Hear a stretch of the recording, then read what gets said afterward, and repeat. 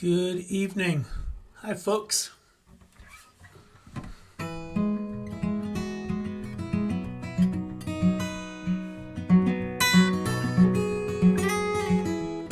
Let us know where you're watching from.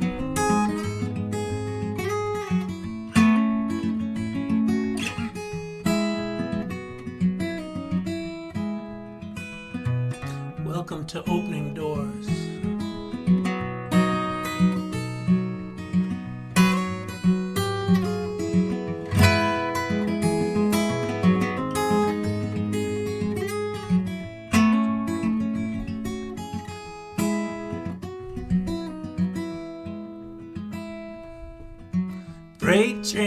Freight train, runs so fast.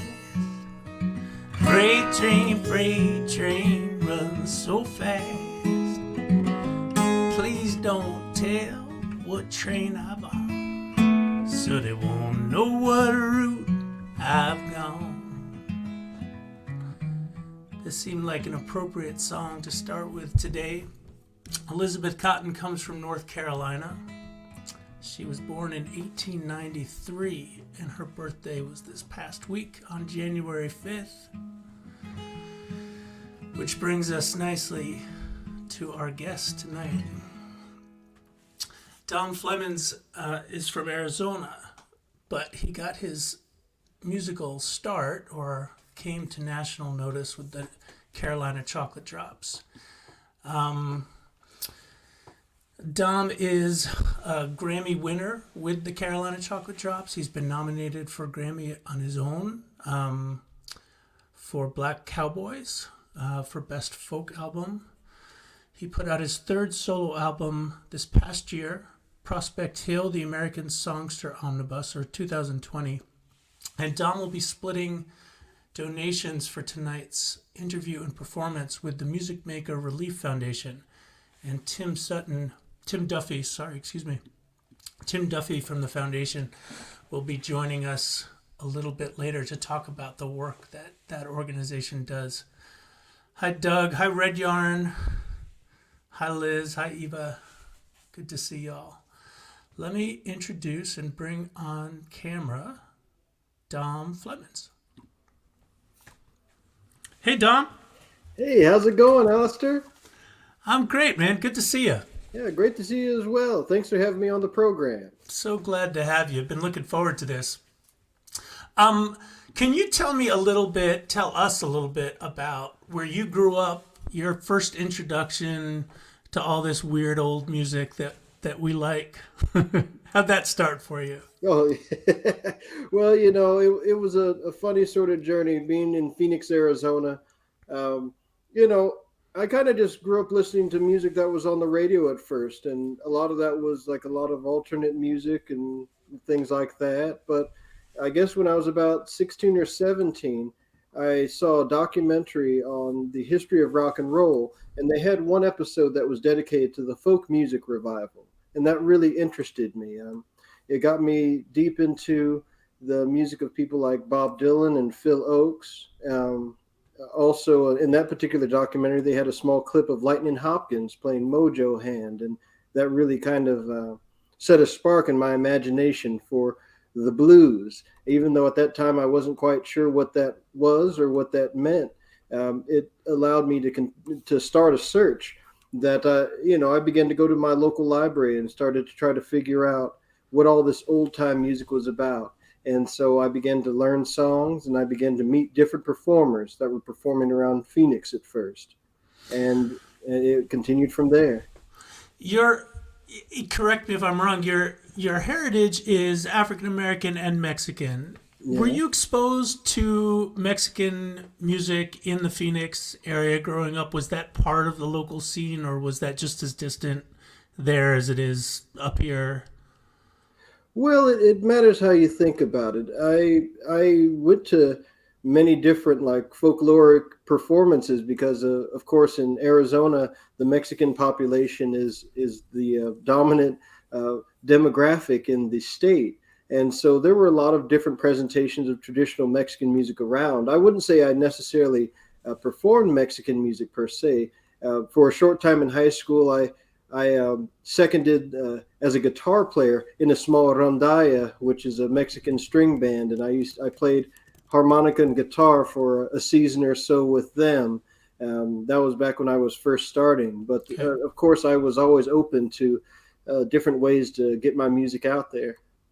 I'm curious. I've heard you talk a little bit in the past about that rock documentary. I'm curious and you've mentioned Dylan and Phil Oakes, which well, it's not surprising, but your career and the parts of music you focused on, you've kind of moved backwards or looked at older forms, really gone to the roots of some of this stuff. I'm curious what grabbed you with those lyricist guys. What was it that drew you in, do you think? Well, I was always drawn to poetry from the very beginning, before I even started to play guitar. And I was always drawn to different parts of older poetry, whether it was people like Edwin Arlington Robinson or William Blake or E. E. Cummings or Langston Hughes. Those are things that were all being taught in these, my standard uh, English literature classes in high school and whatnot. So I was always drawn to poetry, the way that poetry went together, long form poetry as well, and narrative poetry. So I also was listening to reading Samuel Taylor Coleridge and people like that as well. So I was getting quite deep into the classics. And from there, I found that as I got into folk music, I found that there was an aspect of literature that went with folk music that included a lot of the old ballads, many from the UK, as well as many of the American ballads, such as John Henry or Stack of Lee. And so the idea that a song could have alternate lyrics, alternate narratives, and could be composited, as they say in the folkloric term, but paced together in such a way to create a different experience for the performer as well as the audience. That was something that intrigued me from the beginning. And so the documentary just gave me names to put in place of this sort of a desire to know more about the literature of old time and folk music. Of course, at the time, being someone who was born in 1982, I came of age at a time when we were in a golden age of reissues of older material, material that had been taken out of the archives from the 1920s and 30s from some of the major labels and reissued on CD for the first time. And so there was a long period of time where I was keeping up with the newest releases that were coming out at that time and learning about the music in that way as well. So you had multiple multiple ways of getting the music, whether it was through a documentary. There was also the older record stores that carried used copies of many of these old LPs. And before there was a large resurgence of vinyl record reissues, vinyl was very cheap. So also as someone who was not necessarily a rich person, I also found vinyl records were a way for me to be able to listen to music for much less money than I could pay to get a brand new CD at a certain point. So there was a lot of that searching. And of course, when you go into a record store, you find all sorts of interesting, obscure, independent labels and artists that might not be the mainstream. And so I was always interested in that idea. So there was a little bit of that going on. And then whatever songbooks might be available. You have to imagine this is the time before the internet. So to learn any of these songs, you either had to sit with the record or you could potentially find maybe an old Stephen Grossman guitar workshop songbook somewhere that was collecting dust in the library, but there weren't a ton of sources. So it took a lot of searching and a lot of practice and a lot of talking to people to figure out some of these styles. Yeah. I'm curious. I want to come back and ask you about your sort of interest in arcana. If I don't know what the right word is, these old things, and it's not just music. It's you clearly have a love for finding oddities or finding little pieces of history and sort of bringing them into the present. I'm curious about that part of your personality. But before we go too far, would you play a song for us? Oh, sure thing. Well, you got me thinking already. Since we're going to have Tim Duffy on later, and it was Elizabeth Cotton's birthday the other day. I wanted to do a little medley of some of the Piedmont pickers that I put together a couple years back.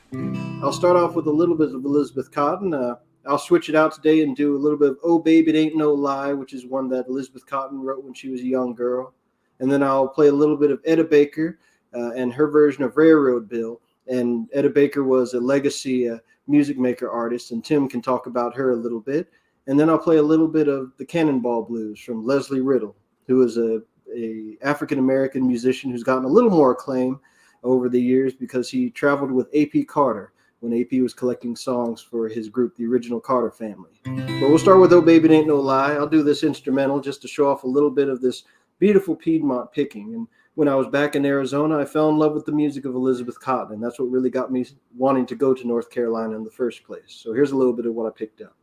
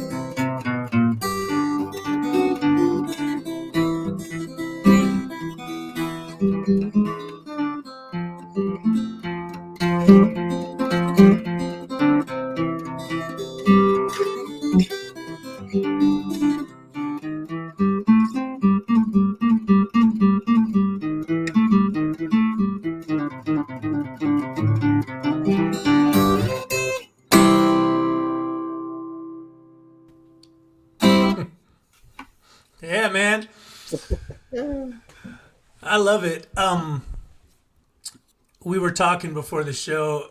Etta Baker and Elizabeth Cotten, both from North Carolina, different generations. Etta, I saw play down in Kentucky at an event that was transformative for me in the way that it, well, I shouldn't assume that, but you came out to North Carolina and went to this Black Banjo festival. What was it called?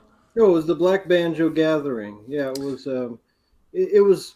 Well, now it's seems like a sort of a clandestine event nowadays. It was a program that was put on at Appalachian State University, and it came out of actually a listserv that was dedicated to Black banjo players. It was called Black Banjo Players Then and Now, and it was started by a fellow named Tony Thomas.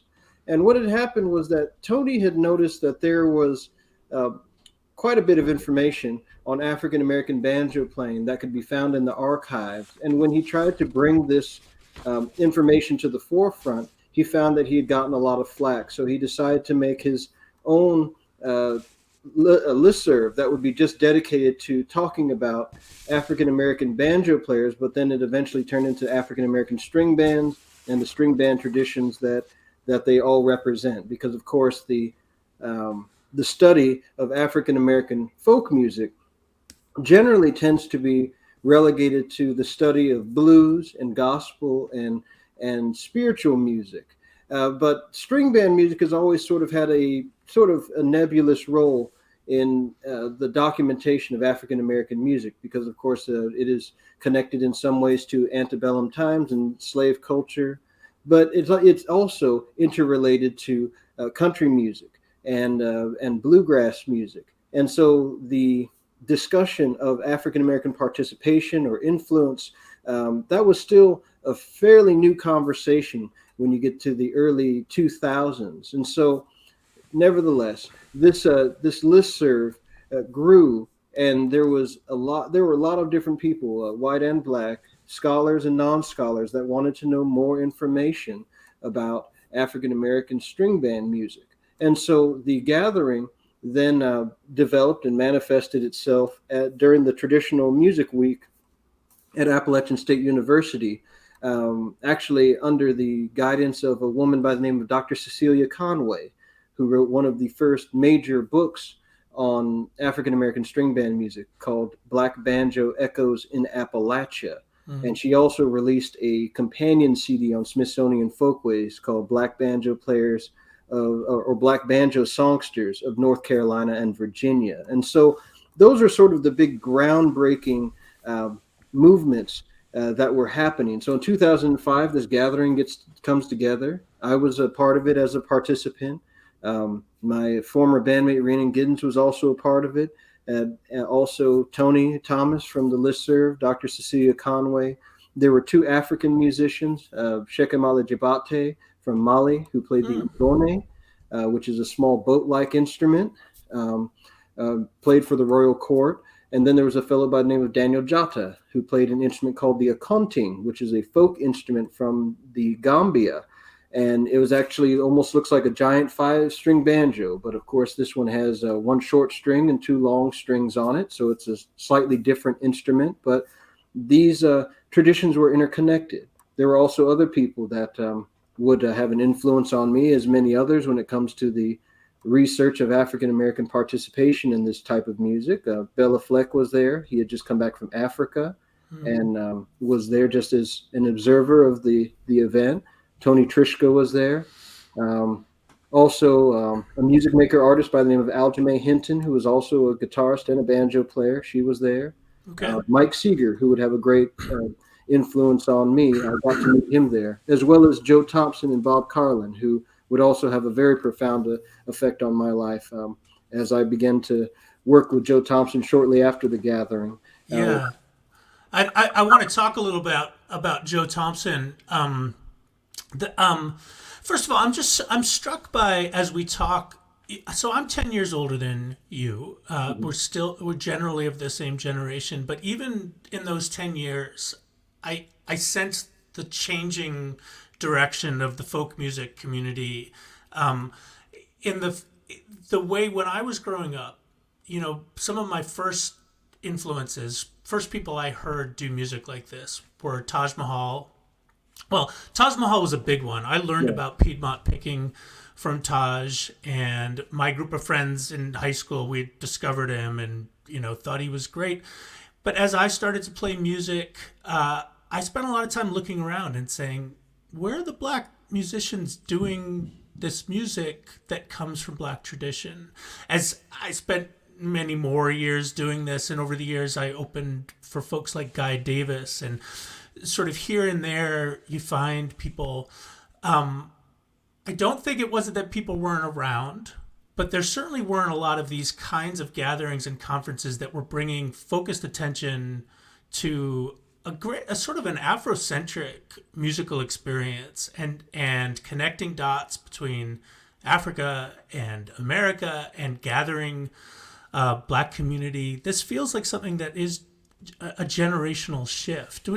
What was your sense when you met people? So Joe Thompson, it was a great fiddler, and was considered maybe the last fiddler of the black string band tradition in North Carolina. When you met him, he was elderly, and you guys, the Carolina Chocolate Drops, or what became, you spent a lot of time with him.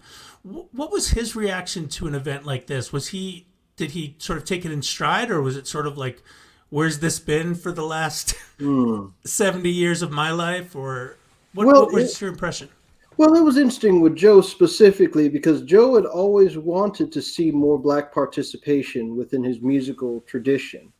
Like many tradition bearers of the South, for one reason or another, his family hadn't wanted to take on the tradition, and he hadn't found anybody that would learn the songs in the traditional way, sitting with him to learn the numbers. And again, there's a variety of reasons for that. Half of his family had moved up to Philadelphia, Pennsylvania, following the work, going up there, and any number of reasons had happened. But when we started to work with him as the Carolina Chocolate Drops and began to perform his songs, he saw that there was a value in seeing black performers performing the songs. Not that he didn't mind sitting with people and having folks come visit him, learn his songs, and have them enjoy the music as just a general rule. He was very open to all of that. But I then also heard later on, talking with people like Bob Carlin, who'd worked with him years before, he had mentioned that Joe had wanted to see more African-American participation. But one thing to always keep in mind with this, when it comes especially to folk music, that earlier than physical memory for the current generation, there is always you're always one step removed in one way from the a one-to-one connection with some of the traditional music. And so when performing folk music, you are also trying to present a culture that sometimes exists currently, other times it does not exist currently, and trying to be able to present the emotions, the feelings, and also sort of the musical expertise that defines older generations. That can be quite a daunting task. And it sometimes can be very heady. Again, as a performer, you have to sort of look at the material and learn the material, but then there's also a period of time where you have to internalize the material and try to think about it beyond just the physical performance of a song. You have to start thinking about the deeper implications that sometimes a song can present to you when it comes to describing a certain time and place and space. And so that's something that when I first started going to the gathering, for example, like Joe Thompson would not have been able to explain to you that his fiddling style directly came from Africa, and would be able to point to a family member that would have been African necessarily. That wasn't necessarily what Joe, that wasn't his role. But by the time I met him at the Black Banjo gathering, he'd had a chance to work with folklorists and had a chance to work with a series of performers that had been, as they say, rediscovered, but they were found in their communities playing these older styles, and then had been elevated to the place where they were then presenting music for a university audience. So When I met Joe Thompson, he had been doing that for several decades. First, he had been playing with his cousin Odell, who had passed away, and he was continuing to perform with Bob Carlin, again, a very well accomplished banjo player in his own right in many different A white musician, right?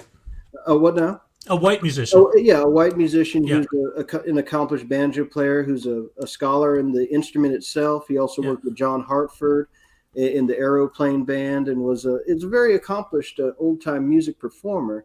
And so Bob, having worked with Joe for many years, once Odell had passed away, uh, he then started to work with Joe as well and performed as the banjo player with Joe's fiddling tradition, because of course Joe's tradition was built on a duo style of old time fiddle and 5-string banjo. And so by the time I met him out at the gathering, it was at an event where you had a lot of different scholars trying to figure out, how do we start talking about this narrative that reaches back into some of the earliest American history as well as world history, once you start to open up the channels from the United States to the Caribbean, back to Africa.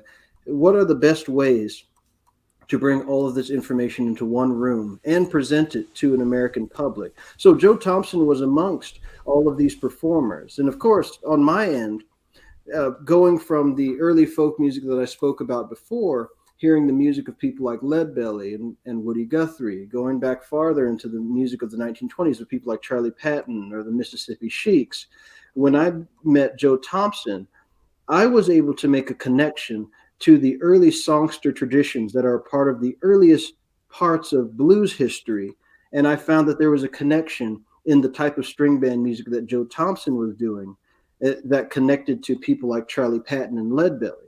So for me, there was a whole other type of musical tradition that was underneath the surface of the string band music that Joe Thompson was presenting as well. So when I began to start interpreting his music and playing within the group, I always wanted to make sure that I was incorporating aspects of blues, jug band music, black string band music that I'd heard that was not only Joe's, but some of the other wonderful performers that I heard about either from people at the gathering or other recordings that I came across in my own journeys.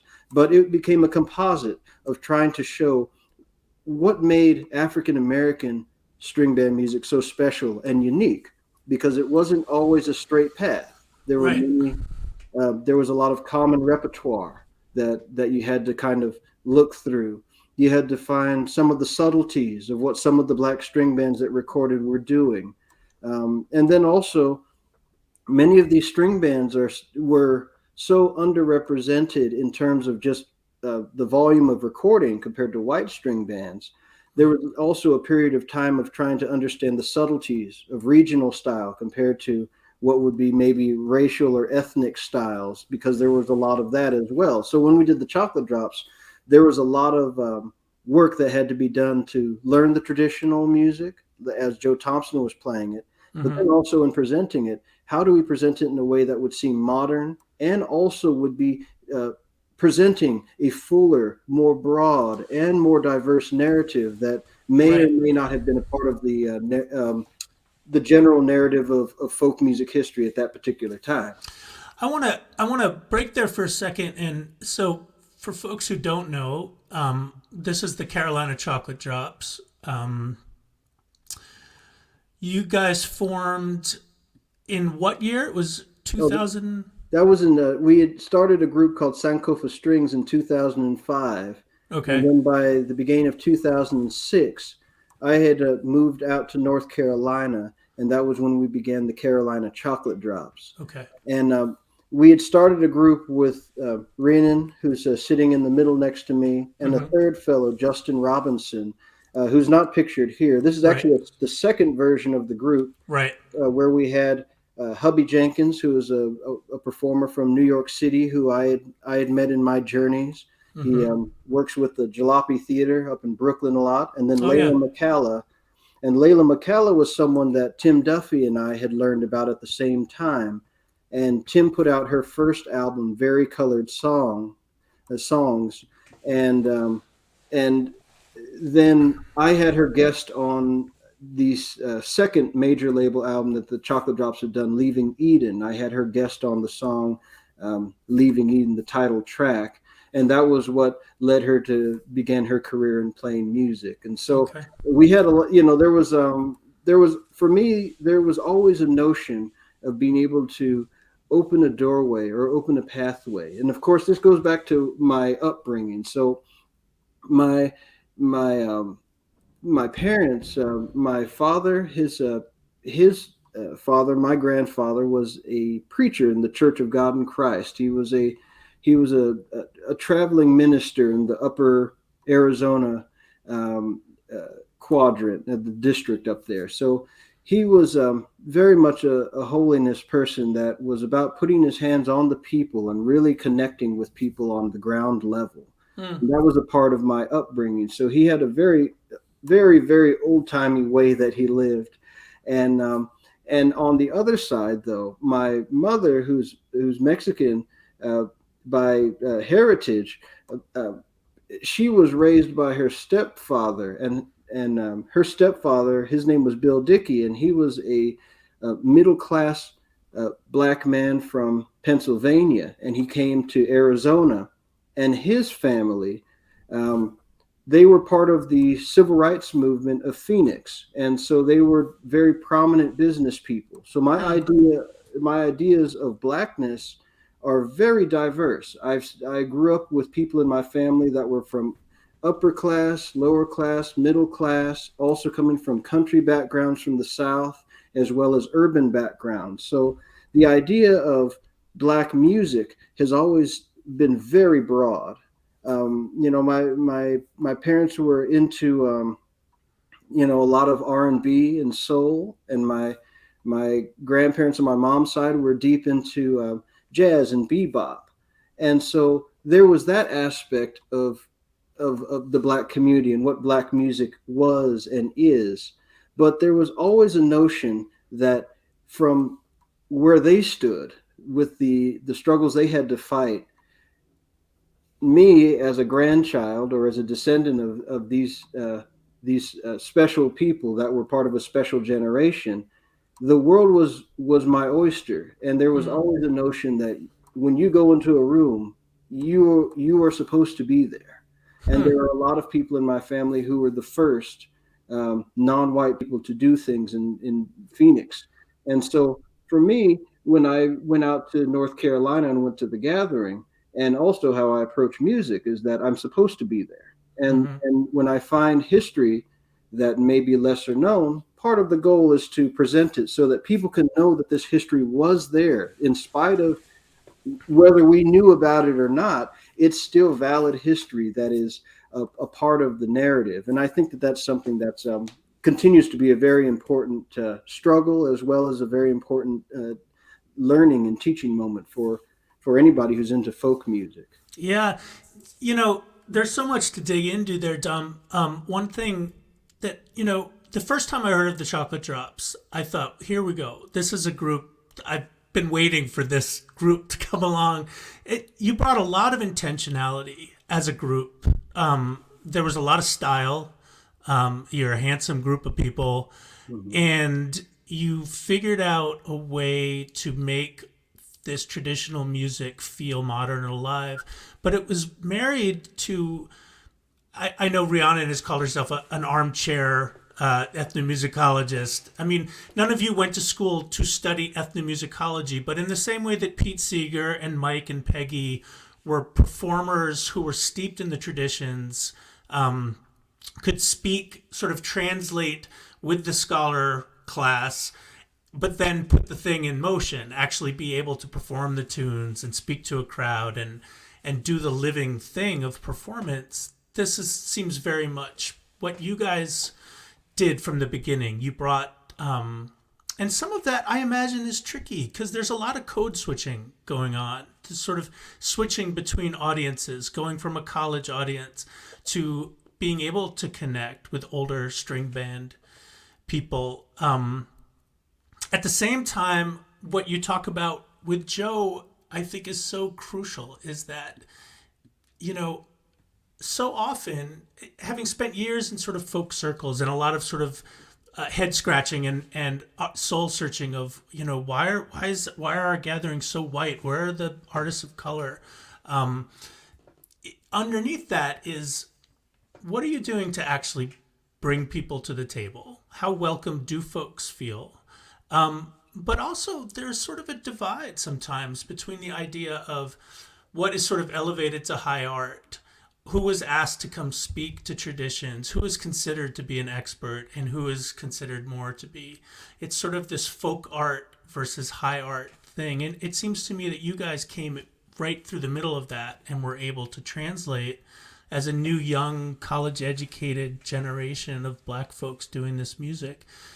And you met with some good success fairly quickly once you came together as a group. I think I'm right in saying. Mm-hmm. Oh, yeah, absolutely. You know, that was one of the things that made the group so amazing as an experience. You know, of course, I was also the documentarian for the group, so I also documented all of our adventures, and that you can find that at the Southern Folklife Collection in Chapel Hill. Okay.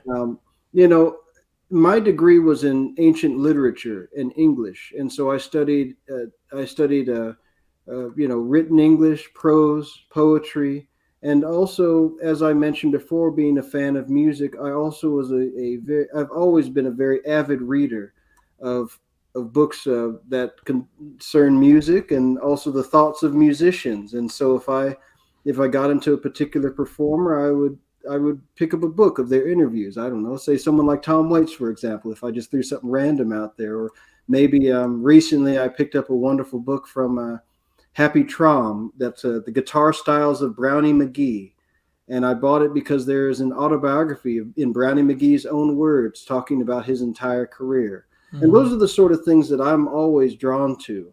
I want to know what musicians are thinking when they're making the music they make. I got to thinking about, because again, watching documentaries a lot, I got to thinking about what did this iconic pioneer musician think about their music when they were doing it? What sort of thoughts were in their heads? What sort of things inspired them? How'd they keep going? You know, any type of question. And so that's been a part of my trajectory in general. So for when I started to present traditional music, I found that talking to the media, it was a very important tool to be able to tell stories that were a part of the written tradition of history as we know it in folk music, but to also bring in the additional I don't know, connecting dots, I'll call them that, little connecting dots that bring different parts of the narrative together. Mm-hmm. For example, when I did the Piedmont medley there, that on top of the music I was playing, it's also a geographic story, because Etta Baker came from Carrboro, North Carolina, which is in the lower part of North Carolina, the middle of the state. Etta Baker is from Morganton, North Carolina, which is up toward the mountains, right before you get to Black Mountain and Asheville and those places. And then south of there, you have Burnsville, where Leslie Riddle is from. And by just playing the different regional styles associated with those different parts of North Carolina, I've been able to present a narrative of a regional journey. And of course, there are a lot of trains in North Carolina, Piedmont songs. And so just being able to have a little bit of that train rhythm, mm-hmm. It's something that's very important. And then being able to talk about someone like Leslie Riddle being connected to A.P. Carter. And those are the sort of things that I found very important right from the very beginning. So from 2005 on, I've always tried to present these sort of little connecting dots into the narrative. So the Carolina Chocolate Drops was not only just a band, it was also a conduit for people to find more information about the things we were talking about, instead of it just being something about us. And it wasn't just me, which was, to me, when I first got involved in the folk community, I found that me music was really the dominant type of music. So in 2005 and to 2008, it was always important to be able to bring traditional music back in, bring a little bit more of the power of a story that's more universal and robust, and something that's not just talking about the inner feelings of a single person. And so that was a big part of why the group didn't write songs necessarily at first, and why we were based so much within traditional music, because people were that starved for it. And they were that starved for a full string band, not just individuals, which is one of the things also. African-American individual roots music performers have been prevalent in the scene for pretty much the whole history of folk music. But to have a full group was something that was very innovative for that time. That's a great point. I hadn't thought about it in that terms, but I think that makes a lot of sense, and that felt new. Even it felt new in its oldness, right? Yeah. It's reclaiming something that, for a lot of different reasons, has been pushed to the side. I want to bring Tim in and talk some about the work that you guys are doing with music makers. Before I do, can you play us into that? Can you play? Sure. I don't know if you're prepared to do this, but since we're talking about a tradition, I'd love to go the other way. And Yeah. part of the traditions that we love is also writing songs. So that me and the tradition always went together, right? And I know you write songs. Do you have one of your own you could play? Great. Sure, I could do a. Let me see. This is a. Since you're gonna have Tim on, I'll do one of the songs from my Black Cowboys album. This is one called "He's a Lone Ranger," and this one is about the Deputy U.S. Marshal Bass Reeves. And I can't help but think about one of the musicians I got to meet when I first began to work with Tim Duffy, a fellow by the name of John D. Holman, who passed away this last year. And he influenced how I do this boogie woogie. So here's a little bit of "He's a Lone Ranger."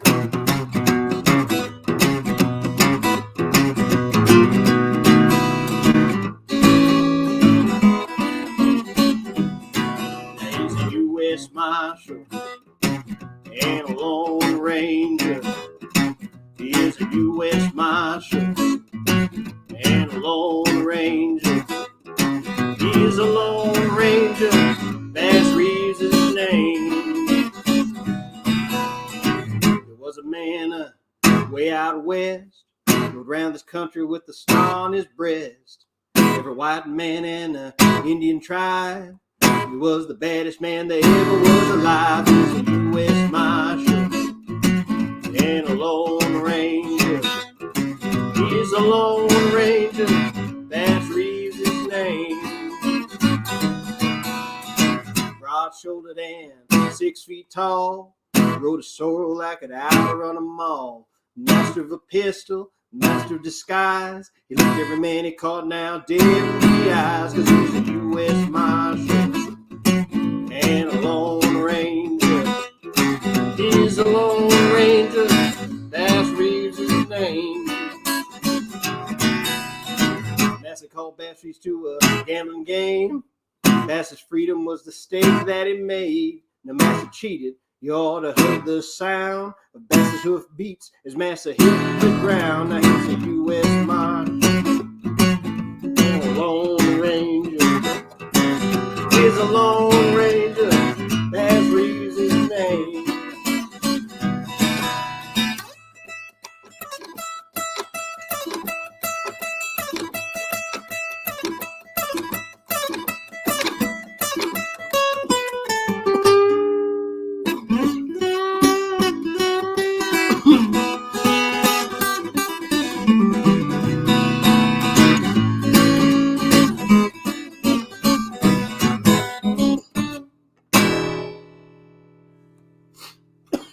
Excuse me. You all right there? Yeah. It Just sounded got great. a little frog in my throat on that one. It's the worst when you're playing. That was great. Thank you, Dom. Let's bring in co-founder and director of Music Maker Foundation, Tim Duffy, to join us here. Hey, Dom, that was great. Hey, Tim. That was Welcome, fun. Tim. Thank you, Alastair. Can you tell us some about Music Maker, what you guys do, and how you met Dom originally? Okay, Music Maker Foundation is a nonprofit organization founded in 1994 dedicated to helping the true pioneers of Southern music. And we do that by helping the artists themselves. We call them partner artists. We have a sustenance program. A lot of our artists are living on $7,000 to $9,000 a year, if you can imagine that. And so there's a lot of food insecurity. Prescription medicine goes without. So there's a program that we give people a monthly stipend of $100 or $200 to cover groceries or heating oil. We have a COVID-19 program right now helping people who have lost a lot of work. We've kept that going on since the beginning of the pandemic. We have the performance program. Before the pandemic, we had over 150 shows a year, and then we around the world. And we have an education program where we've done close to 200 CDs and 4 exhibits that tour around, museum exhibits, and 3 books. So we do that. I met Dom at Shikori Hills Festival. I had heard of this string band helping one of our artists that I knew that he talked about, Joe Thompson. And then they were playing a little festival. My sister-in-law, Karen Duffy, told me to go see them, and it was electrifying. This was the Chocolate Drops? The Chocolate Drops performing at a dance tent. I stood in line. I think there was 98 people there, and 98 people lined up to sell the 50 CDs they had, and they sold out quick. And anyways, I met Dom, and I didn't sleep for days, but we offered to help manage them. And I could see the whole thing. They're an electrifying group, beautiful young people that 3 very different artists getting together. And it was just electrifying, like seeing like the Beatles of old time music or something. It was just, truly electrifying. And I'm sorry I didn't grab a picture with the original 3rd member, Justin. Justin was and they're very unique. And if you meet them individually, and you hadn't met them before, you wouldn't have a hard time ever thinking they would be in the same room together. They're completely different people. I've gathered a little of that, yeah. Rhiannon's a classical Oberlin trained opera singer that was into Irish music, and Justin is this, eccentric artist, who happens to be one of the best fiddlers that ever played the fiddle. And then you have Dom, this heady academic that has more rhythm in his little finger than Chuck Berry has in his whole hand. I mean, so what do you do with that? It's just truly exciting. And that they were together for nearly 10 years is remarkable, and they changed the course. When I went to study, I'm a folklorist, and went to Warren Wilson College, and when he was born, it was hidden knowledge that the banjo was an African instrument. That was something that folklorists said in the closets, in closed rooms, in basements. You wouldn't say that publicly. In Asheville, you might get hit. You might get violent attack if you told a hillbilly that they were playing African music. I saw Alan Lomax get berated by saying that at a big folklore conference. He was going around saying that forever. And Wade Maynard, ran out of the room screaming, when Alan said Wade was playing black music. So I knew how radical they were in a second, and with the opportunity the world had to have these guys as ambassadors to bring this stuff forth, and they changed the American musical landscape in about 5 minutes. Tim, one of the things that seems very cool about music makers is that you guys are looking at newer artists like these guys were at the time, and mentoring and helping to bring along younger artists, and you're also helping to support and amplify older artists who've been doing it for a long time, people like Joe. Yeah, well, this is the deal. Well, not the deal, but what happens, very few people get through to be seen, period. Right. Most people are not seen. And if you're a person of color, or you're a person of a lower social economic scene, you're not seen, period.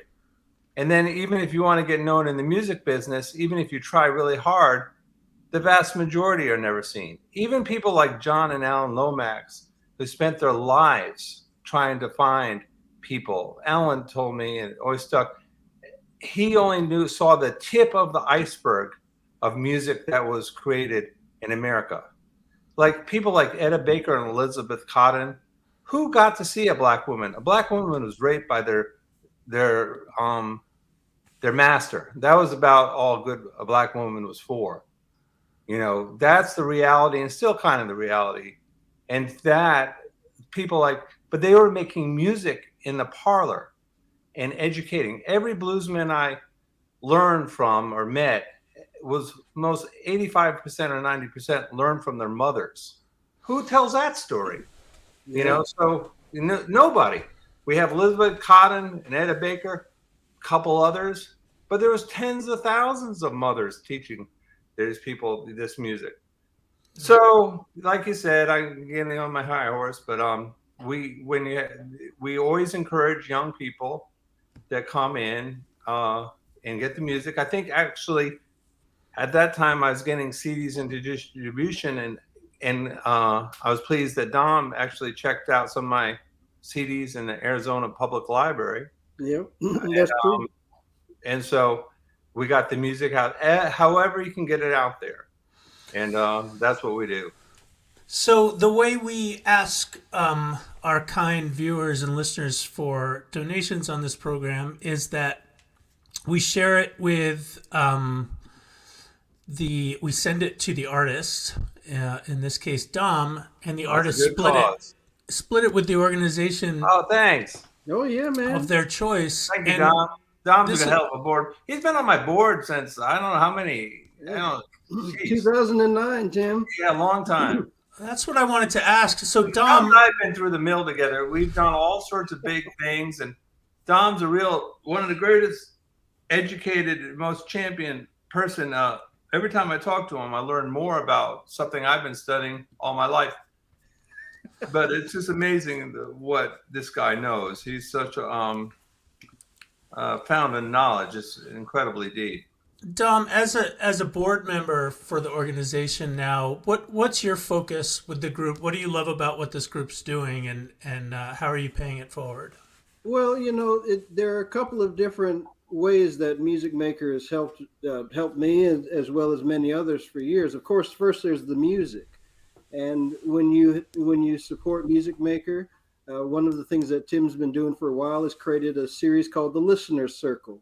Oh, thank you, Dom. He takes they do deep digs into the archives of Music Maker and find tracks that sometimes had been released, but other times had not been released before.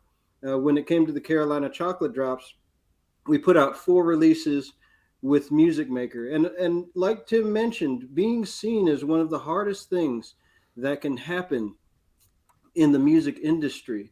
And so the fact that Tim was able to champion us so early on, we did 4 releases with him. And then I did 3 releases with him myself as a solo artist. And the tireless work that Tim's done for us that's something that, now it stands the test of time. But also the many other artists that Tim works with, as he's mentioning, that a lot of the people are working with $7,000 to $10,000 a year.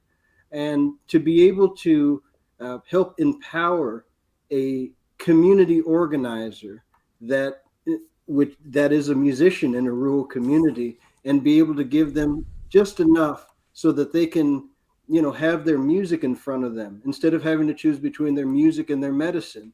That in of itself starts the process of healing that can happen. And that's one of the things that I love about Music Maker is that, Tim will find out about someone who's had some hard times, and then he'll bring it to the board and ask us if we're feeling up for helping out. And also if there are any board members or if there are any supporters of Music Maker that might have an instrument that they could donate. And that in of itself goes a long way. And it's amazing what just caring and doing what Tim says is giving a hand up and not a hand out knowing what that can do for a community. That's something that I've always just enjoyed. And when I chime in, when we just did a survey of the artists, we do it at the end of the year every year. And one thing, besides all the money or the gigs, well, the gigs is a big thing, is these people are like Dom. They're holding on to archaic traditions in their community. Things that a lot of more popular African American musical traditions have come on and gone past, but they're holding on to this music because it's their grandfathers or uncles. And then when they meet other people in the music maker community that do that, they build a community. And they say that's the biggest thing they get from music maker. So when we all get like a Texas bluesman and an Alabama bluesman and a Georgia bluesman together for a festival and we play a show, that's just the beginning. They all trade phone numbers and they're on the phone every day or every week talking. And that sense of family and community of like when you go into elderly, no matter how much money you have in the world, if you're isolated and you're lonely. Yeah. So providing that kind of community so people have a sense, and then when Dom shows up in your door, I think when I introduced Dom to John D. Holman, he held his hand for 45 minutes before he even began to think to let it go, and he held on to it for another hour and a half. He wasn't letting go of Dom. He had never met someone like that. He was like, he grabbed his hand. That meant the world. So as Dom is a board member, when I say Dom, call up, can you come visit the guys or visit other people? Dom comes, and just being in the presence of someone like Dom, and especially these old guys, they, Boo Hanks, John D. Holman, all these elders were so proud of Dom and what he had done in the things they had those aspirations when they were kids to see Dom take it to the end goal and win a Grammy and tour the world and sell tens of thousands of records and perform thousands of shows. Yeah. I mean, that was to our folks, that was Dom represents something they've dreamt of but thought would never happen, and they got to see it in their lifetime. Yeah, very powerful figure there. I can see the power of that, and I think something to sort of wrap some of this up for my audience here, that some of what you guys are talking about is, when we talk about equity, we often think about who, once they're out there, who gets the attention, this person or that person. But even beginning, the idea of being able to conceive of being a professional musician is a privileged position in our society. It's a very expensive undertaking to try to be a musician. Yeah. You need a car. You need a car. You need health insurance. Things that we don't have in this country if you don't have generational wealth. Yeah. So the fact that you guys have been bringing attention to this for 25 years, since 1994. Close to 30. And that's the great word. Dom talked to me and we talked about cultural equity. Yeah. The real deal. And Alan told a great story when he went to Haiti for the first time. No one was playing that old folk music. And he recorded that folk music and set up these huge speakers and played it. Yeah. And, he came back 5 years later and the whole country's doing it. It's hard to understand the present. In New Orleans, there wasn't a place that people could play traditional jazz. And Alan Jaffe started the Preservation Hall Jazz Band. Now jazz is all over the world because it had a way to go through it.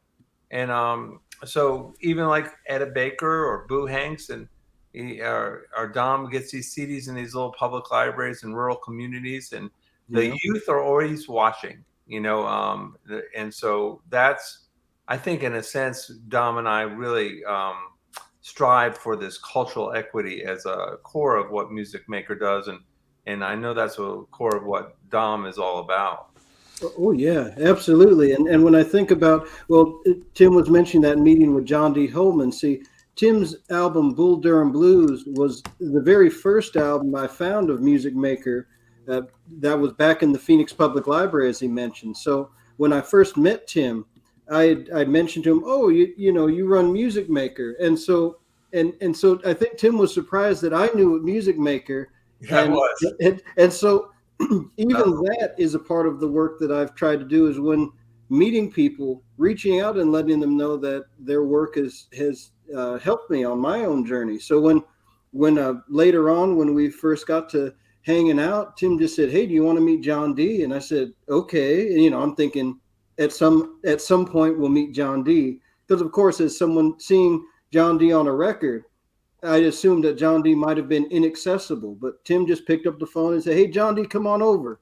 Click, and then all of a sudden John D comes up, and as he mentioned, he held my hand as he shook my hand, because he was so proud that there was a young African American person that was coming to learn his music. Because as I mentioned earlier in the interview, a lot of these tradition bearers, for one reason or another, their families they see the value of the music many times, but it's not guaranteed that they learn the music in the way that the elder learned the music, which was sitting at the feet of someone else. And so coming in as a younger performer who was interested in learning these styles, there was a power in that in of itself. And that's something that that music maker, again, Tim gave me a pile of CDs from their catalog, and I started learning songs off of it, like I learned anything else. And then I got to also be a performer that was a go-to person, auxiliary performer, if they need a second guitar, or sometimes with the harmonica players, if they need a guitarist. Produce records. Yeah, I just would jump right in and I would do what I could to hold down the fort, and produced records as well for Music Maker. Yeah. I mean, and again, we could go on. we got so many projects we got to work on. There's so together. much. Yeah. I want to thank Tim for joining us. I'm going to put up this banner again and ask folks that to donate to Dom so that he can donate to Music Maker and continue these traditions. And this group's doing great work. Thank you so much for joining us, Tim. Thank you, and Godspeed for both of you, and bless you. Thank you so much for including us. I really appreciate the work that both of you guys are doing, and especially Dom. I'm honored that you took me on your show. And thank you, Alastair. Thank you, sir. All right, talk again soon. Yeah. Yeah, man. So much. I feel like, God, I feel like we could talk for days. There's a lot of common stuff. I think some of the same stuff that excited you as a young guy is the same stuff that excited me, and you probably felt as weirdly anachronistic as I did, sort of. Well, of course. The kid who's into the weird old finger picking stuff. Yeah. But it presents differently. I want to go back a little bit. I listened to a bit of an interview with Justin Robinson, the third co-founder, with you and Rhiannon.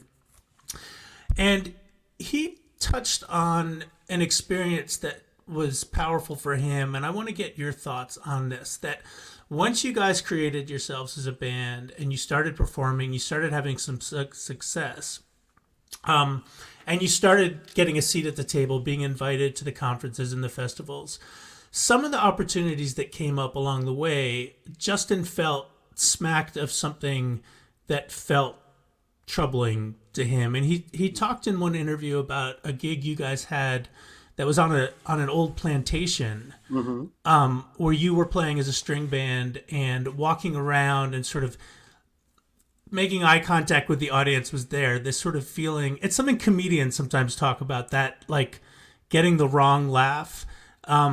It's not laughter, but there was a feeling, something clicked in him that said, this feels not right. Like we're being used to create some nostalgia for something that I don't want to be creating nostalgia for. How often did that sort of thing happen? What was your feeling about it? Or did you have that experience as well? Well, I'll mention my impression of that. See, now Justin has a very different impression of how everything in the group developed.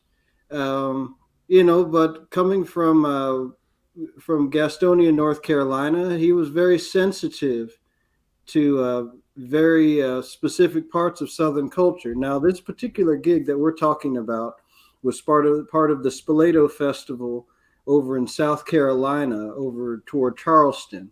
and we did a gig where we were performing out at an old plantation, and it was opened up for tourist visits and whatnot. I mean, the way that I always tried to think about all of these different events that we performed at, including something like that, I always tried to think of it as reclaiming, building a bridge, and just doing what we could as musical ambassadors to help create some type of healing in the course of bringing people together. Now, we were just about given the key to the city at this event, so nobody was saying anything negative as far as I noticed, and everyone was very appreciative that we were there.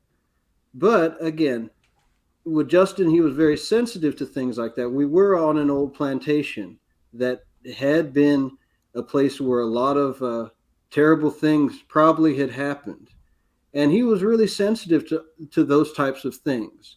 He always was very sensitive to any of that. So again, I did not read the situation as anything that was out of place necessarily. But I always treated all of the Carolina Chocolate Drops performances as we were brought in to bring hope and healing and good music to people.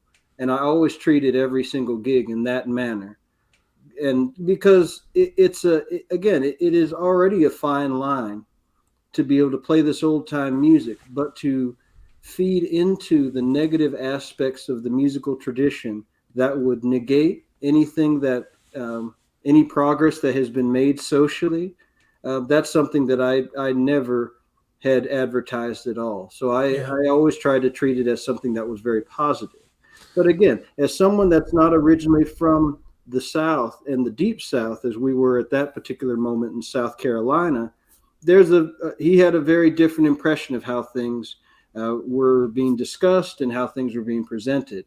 But as someone who came in as a person who wanted to set the record straight as best as I could with music, that was it was just another show where we got to do just that. I mean, that was one of the reasons we became so popular as a group, was that these were hard conversations.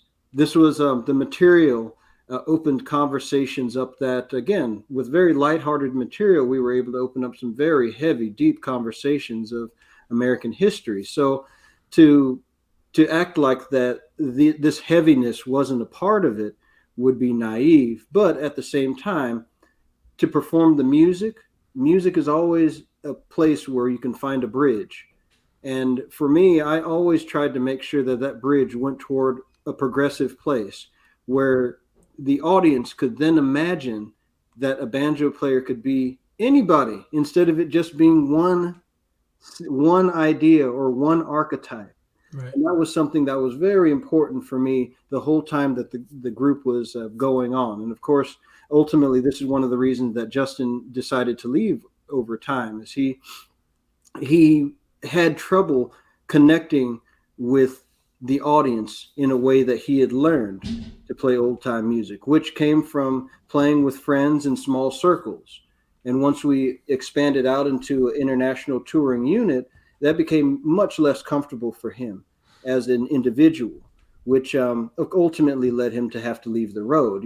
So again, it's a very tough thing for me. I read a lot about different musicians, the heartaches, the good times that they had by reading their biographies and reading their stories. So when I came into the space of being an international performer and performing more than 200 dates a year, I just assumed that was part of the territory.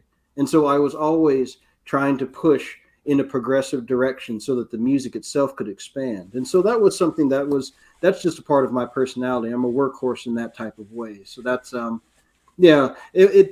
I've read a couple of other things with Justin as well, that again, he was not articulate about these things when we were performing per se, but over time he was very uncomfortable because it took it out of the original context in which he learned the music, and which is completely understandable. It's really interesting, thanks for that, Dom, because I think it speaks to having different experiences, how you perceive these things, but it speaks to other stuff too. I think it seems to me that one thing that your group and that you and Rihanna in particular, as you do interviews and conduct your career, is that you've done a good job of controlling the narrative. But to come with that, there has to be an intentionality, realizing that there is a responsibility, or there's a different weight on your shoulders as Black musicians doing this kind of music, and how it's going to be perceived and how that story is going to be told. And even when you were talking earlier about yourself as a storyteller, that this is you're telling your own story too. It's right. Sort of not leaving it to other people to put this in the context that fits their idea of where this belongs. And I know, Rihanna, who's gotten a lot of attention in recent years, she's really brought that kind of intention to every interview. And I've only seen a few, but there's a real focus on, let's go back and talk about where this music comes from. Let's go back and talk about where the perception of who started playing the banjo comes from. It's sort of teachable. As somebody who spends a lot of time with kids, it feels a lot like teachable moments. Like, let me take your question as an opportunity to educate here. Well, absolutely. Well, that's one of the things that is so special about knowing a lot of different types of old time music, is that you can spread the knowledge. I do. One of the things I've tried to do when I'm presenting stories out to the public is to show that people know more about the music than they are willing to give themselves credit for. For folk music, again, it seems arcane. It seems far away. It seems, like this old esoteric music that isn't connected to the present. But part of what I do as a performer is to show that we're a lot more familiar with folk music than we give ourselves credit for. And that there are many examples of music that we might all know that are considered folk music in one form or another, and that it may not be described in one way or another as folk music, but it's still a part of the living continuum of music that we have in this country. And so that's how I've always tried to present my story. So I always have tried my best to showcase the triumphs and to showcase the places where you have musicians that are creating, and that they are creating brand new styles and genres that are invigorating the world. That's one of the reasons why, in some ways, it always seems like I'm looking backward when I'm talking. But to understand that to reach back and to take it into the present and move it forward, that is a full circle of life, death, and rebirth. And it's connected with a proverb that I learned many years ago from a mentor of mine, Sule Greg Wilson. And the proverb is Sankofa. And it's a very powerful Ashanti statement that means just that: going back, fetching it, bringing the things from the past into the present. And that in itself can lead to the future. And see that, because when I think about a lot of old time music and arranging it, I think of it the same way that you would, most people might think of a jazz arrangement, where you have a style, you have a form, you have a way that you are improvising. I can't help but think of a performer I got to see very early on in Arizona by the name of Dave Van Ronk, who is a very famous folk music performer. And he was very influential on me in the way that he was able to arrange complex piano parts into guitar language, and to be able to pick these songs and to pick some very interesting material and recast it in a way that was unique to his own personal style, while still being very much rooted in tradition. And I've always tried to figure out ways to do that. Of course, another person that I think about is Big Bill Broonzy. He's always an inspiration because of his way of being able to do the same thing, having started in a folk tradition, and then his style evolves into this very urban tradition that actually is part of the foundations of rock and roll. Mm-hmm. And then he recasts himself yet again in the 1940s and 50s as an acoustic troubadour, taking all of the things he had learned from his earlier career and applying it in a way that would have him akin to people like Pete Seeger and Woody Guthrie, who he also mentored, and Leadbelly, Brownie McGee, and Sonny Terry. So in certain ways, I always try to tell a little bit of those stories while I'm trying to create modern music, because I don't know, as a record collector myself, as you can see on the back wall, there's a power to being able to love a song and then to be able to read something about that song and learn something more about the performer, learn something more about the history of the song, or even learn something, as you get deeper into it, learn something about song form and song structure, which is different than Euroclassical song structure. And of course, in the 21st century, it's kind of given that you don't have to write music to make music, but to be able to look at folk music as a form and as a vocabulary, that's something that you can use to create a brand new type of music. And that's what we do with the Chocolate Drops. We did traditional songs, but our arrangements, and particularly when I added different aspects of folk music tradition to the fiddle and banjo music, all of a sudden we were creating a brand new experience for people that was even different than it was in the past. It was something that was thoroughly modern, while still musically having the vocabulary of the past. So it reflected for people who knew the music, or if people were a record collector, or anybody that might get into the old time stuff. We gave them a conduit to be able to get into the old time stuff, but we were never fully just stagnantly trying to reproduce the music without, trying to put a little bit of ourselves in it. And again, this is a thing that Justin Robinson and I talked about a lot. In his mind, when we were performing, he didn't think that we created a lot of music because we weren't writing the songs.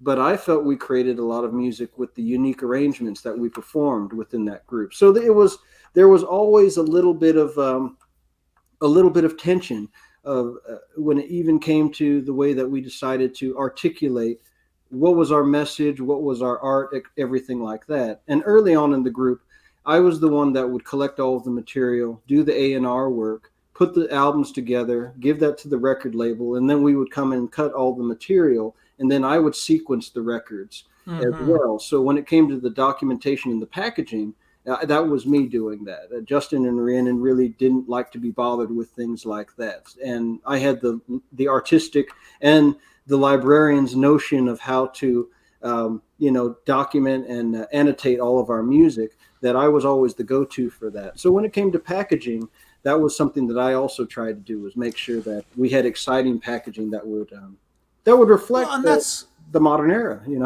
I mean, and that's a form of creation. Is you're curating, like a museum curator. You're choosing what things to put beside each other so that they tell a story, the way those songs are, sandwiched together. That creates something new in and of itself. Something that I want to be. We're already over the time. I promised your minute not be. It's just so fun talking to you. So I do want to let you go, but there was something that really struck me in what you just said. No, maybe it's not important enough if I can't bring it to the front of my mind.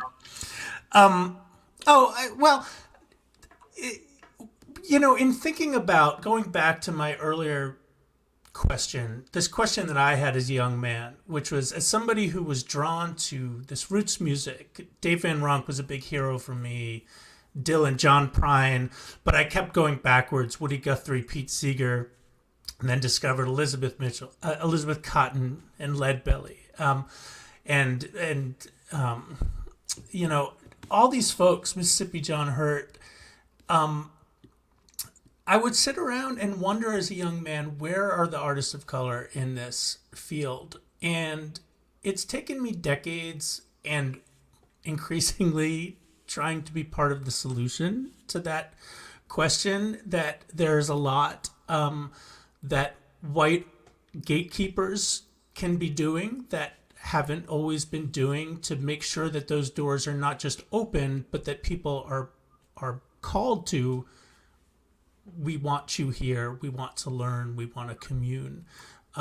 But one of the things that somewhere along the way struck me too, and it was, and I want to get your thoughts on this, is that one of the reasons African Americans perhaps moved away from the idea of string band music and these older forms that you guys have reclaimed so powerfully is that it comes with a huge amount of pain. It's wrapped up with so much of American history that's painful, that for many young artists, looking forward to newer forms like hip hop seemed like a way of creating art that didn't maybe require looking back at that painful history.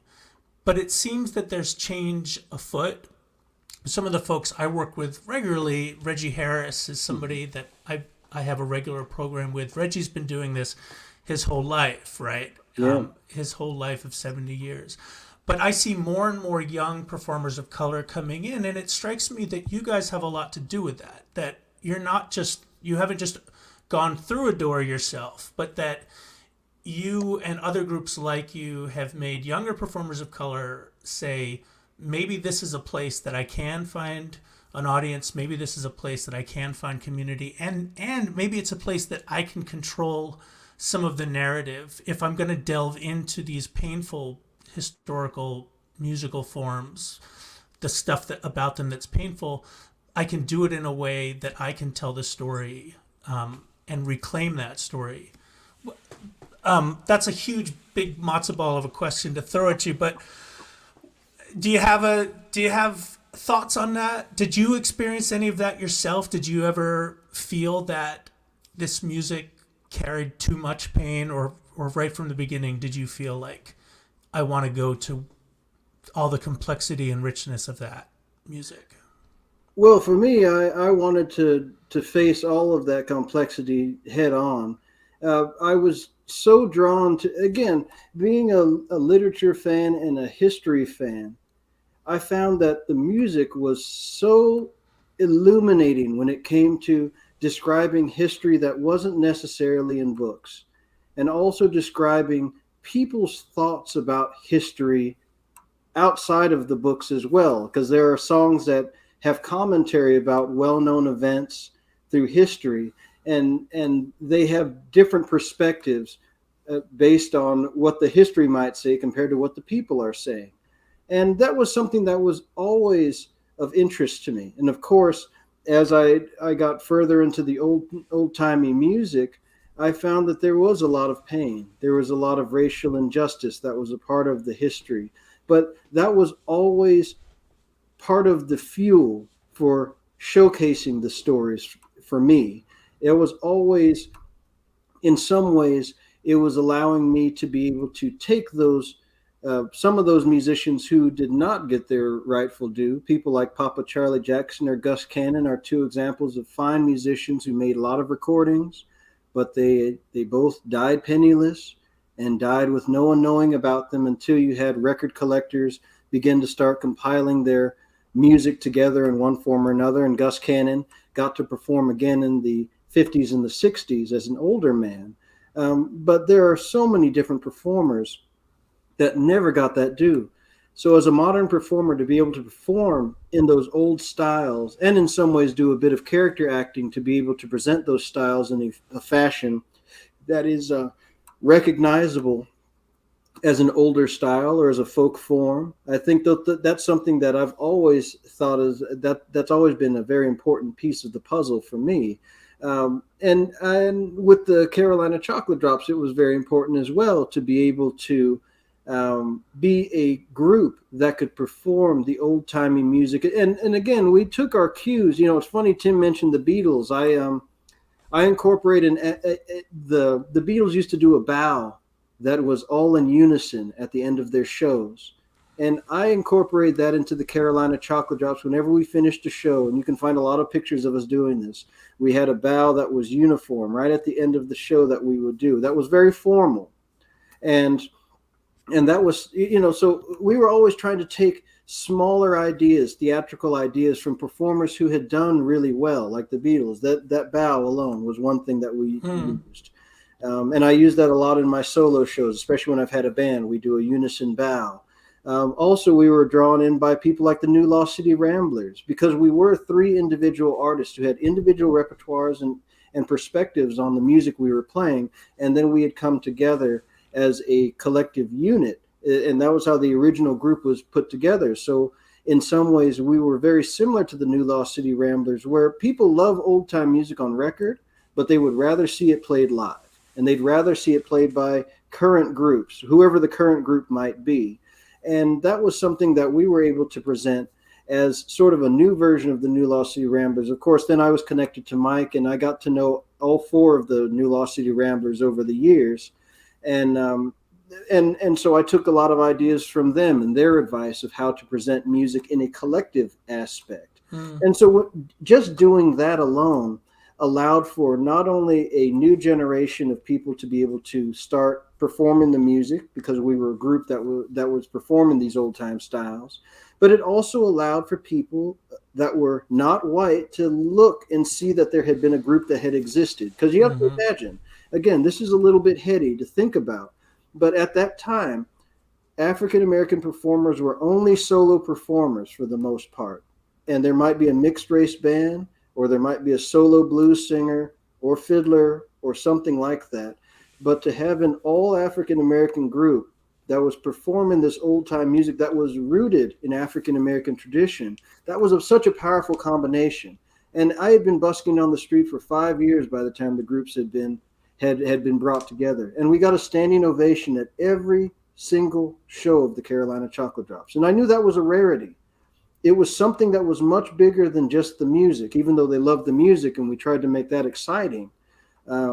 But there was something extra that was being presented to the audience that now the group as a as an entity of the past, of the performances we did in the past, it still is an inspiration to people because of that. But of course, I can't expect anybody to follow our exact path.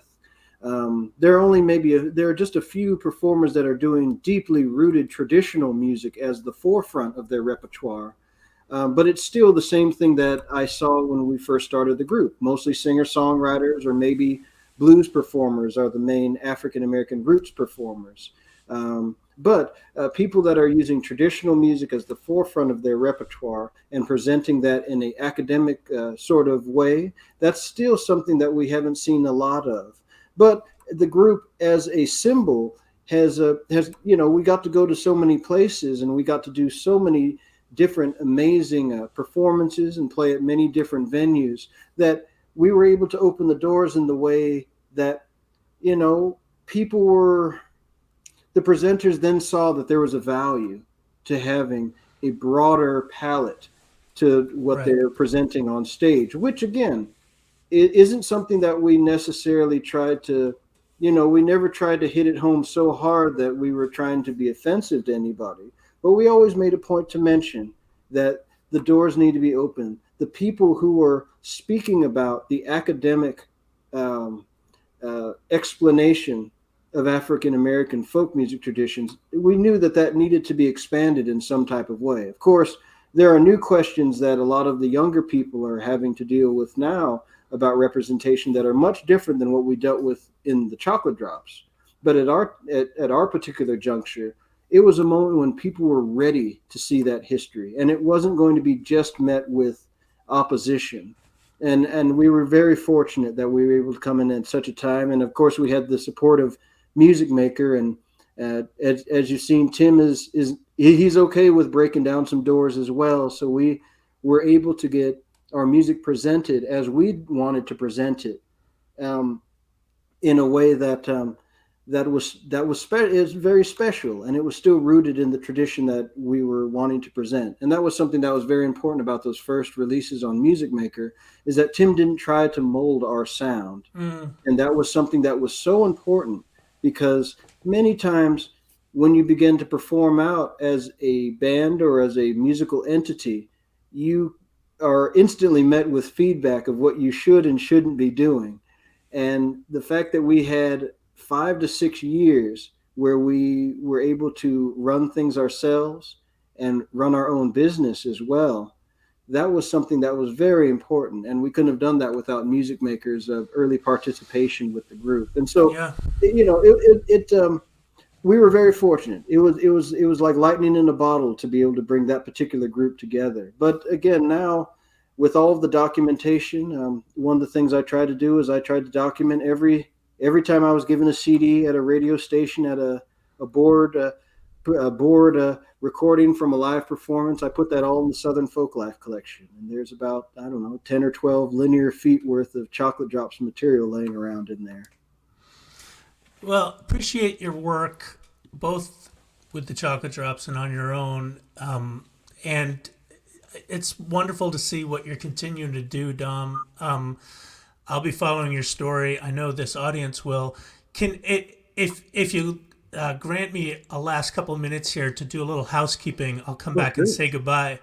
All right, we have coming up next month on February 6th is the last in this series for this season. I'll be joined by my friends from the family music world, Saul Paul and Uno Dos Tres Andres. Uno Dos Tres Andres was just nominated for Best Children's Album, and Saul Paul is part of a Black Collective album called One Tribe Collective that was also nominated.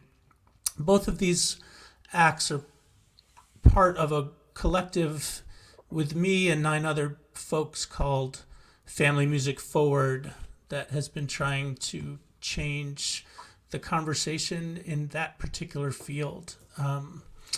So we'll be talking some with them and with maybe other members of the Family Music Forward Racial Justice Coalition about our work in that field.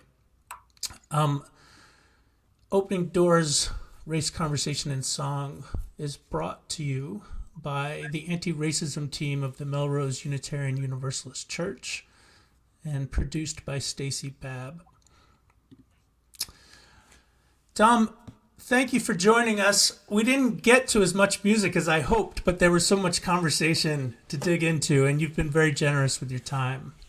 Well, thank you so much for having me, Alastair, and we'll have to get together again sometime and chat some more. I can't wait. I feel like we could do a whole other session right now. Oh yeah, well, I didn't get a chance to bring out some special treats. Oh yeah, you mentioned some of these. I had some of these LPs just. Can you hold them up? This is another part of what I've done over the years. I've curated a little bit. So this is a beautiful copy of Odetta Sings Ballads and Blues that I picked up years ago, 2007, when I got a chance to open up for her. And I got a couple of other ones that let's see, let me just grab a highlight here. Yeah, I want to see these. This is one that I got at a festival dedicated to Mississippi John Hurt. I know that album. And this is I have Taj Mahal on here, Jim Queskin, Jesse Colin Young, Piedmont Blues Duo, and Guy Davis, all on this record here. And also Mary Wright, Mississippi John Hurt's granddaughter's on here. So I did a festival, and again, that's one of the things that just for my own personal, on top of really enjoying the music, if I know that I'm going to get a chance to meet up with folks, again, it's all about trying to advocate for the music. A lot of the times folks in the folk community, they don't even know that people care about their music. And just to be able to come up with one of their records, like Taj, I've done that 2 or 3 times. I've pulled out a copy of Sounder, pulled out this Recycling the Blues and other related stuff.